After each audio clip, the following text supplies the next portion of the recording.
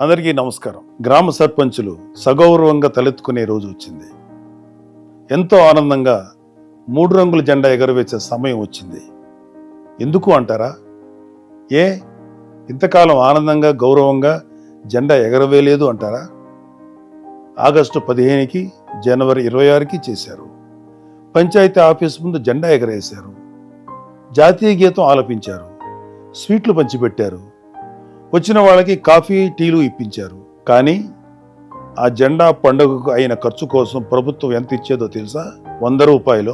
పెద్ద పంచాయతీ అయితే 250 రూపాయలు అంతే.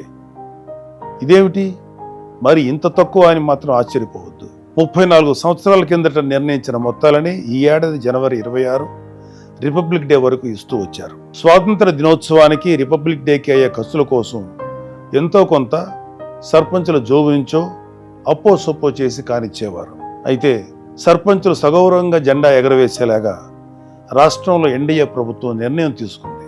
మైనర్ పంచాయతీలకు 10,000 రూపాయలు, మేజర్ పంచాయతీలకు 25,000 రూపాయలు ఇస్తున్నట్లు ప్రభుత్వం జీవో ఇచ్చింది.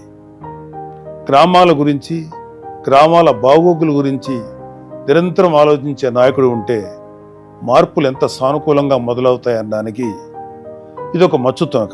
రాష్ట్ర ఉప ముఖ్యమంత్రి శ్రీ పవన్ కళ్యాణ్ గారికి గ్రామాల సర్వతోముఖాభివృద్ధి చేయాలనే తపన ఉంది. ఆయనే పంచాయతీరాజ్, గ్రామీణాభివృద్ధి శాఖల మంత్రి కావడం రాష్ట్ర ప్రజల అదృష్టం.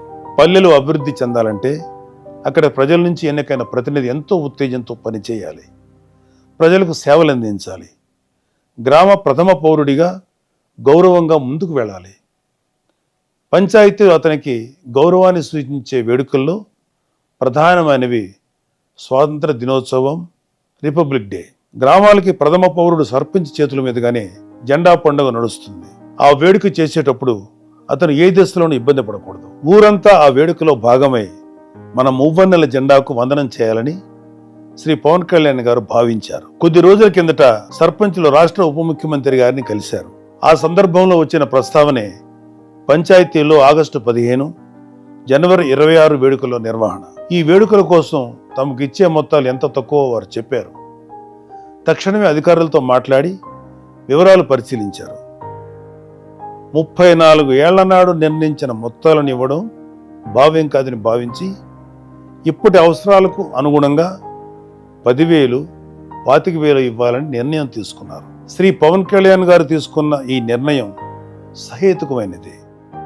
పల్లెల్లో నేటి తరానికి, రేపటి పౌరులకు స్వాతంత్ర దినోత్సవ ప్రాధాన్యం, విశిష్టత తెలియాలంటే 15 ఆగస్టు పండగకు ముందు నుంచే గ్రామాల్లో, అక్కడ పాఠశాలల్లో ఒక ఉత్సవ ఏర్పాట్ల హంగామా ఉండాలి. అందుకోసమే విద్యార్థులకు వ్యాసరచన, క్విజ్, డిబేట్ లాంటి పోటీలు, ఆటల పోటీలను పంచాయతీల ఆధ్వర్యంలో చేపట్టమని చెప్పారు.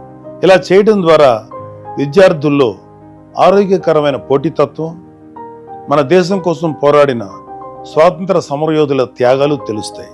అలాగే పంచాయతీల ఆధ్వర్యంలో ఈ పోటీలు నడుస్తున్నాయంటే వాళ్ళకి స్థానిక సంస్థలు అంటే ఏంటి, పంచాయతీలు ఎలా ఉంటాయో తెలుసుకోవాలనే కుతూహలం మొదలవుతుంది. క్రమంగా వాళ్ళకి స్థానిక సంస్థల పాలన, ప్రభుత్వ విధానాల గురించి అవగాహన ఏర్పడుతుంది. ఆగస్టు 15 నాడు గ్రామంలో ఉన్న స్వాతంత్ర సమరయోధులు కావచ్చు, మిలిటరీలో పనిచేసిన వాళ్ళు కావచ్చు, వారిని పంచాయతీ ఆఫీస్కి ఆహ్వానించి సత్కరిస్తారు. వారితో పాటు పారిశుద్ధ్య కార్మికులను గౌరవించుకుంటారు.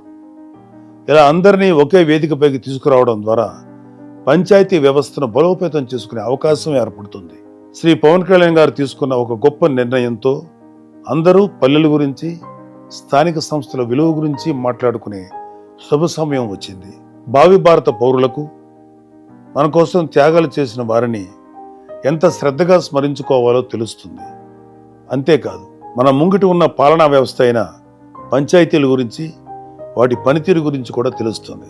అలాగే ప్రజలందరూ ఈ పంచాయతీల్లో జరిగే జాతీయ పండుగల్లో సందడిగా పాల్గొనడం ద్వారా తమ ఊరు బాగోగుల గురించి మాట్లాడుకునే ఒక వేదిక లభిస్తుంది. ప్రజల గురించి, పల్లెల గురించి ఆలోచించే నాయకుడు ఉంటే బహుముఖంగా ప్రయోజనాలు చాలా మంచి నిర్ణయాలు వెలువడతాయి. అవి వెంటనే అమలవుతాయి. శ్రీ పవన్ కళ్యాణ్ గారు తీసుకున్న ఒక నిర్ణయం వెనుక ఎన్ని ప్రయోజనాలు దాగి ఉన్నాయో అర్థమైంది కదా. ఖచ్చితంగా ఆంధ్రప్రదేశ్ రాష్ట్రంలో 13,326 గ్రామ పంచాయతీలకు మంచి రోజులు వస్తున్నాయి. ఈ రోజు వచ్చిన జీవో అందుకు మొదటి మెట్టు. గాంధీజీ కలలుగన్న గ్రామ స్వరాజ్యం ఆవిష్కారమయ్యే సమయం వచ్చింది. జై హింద్.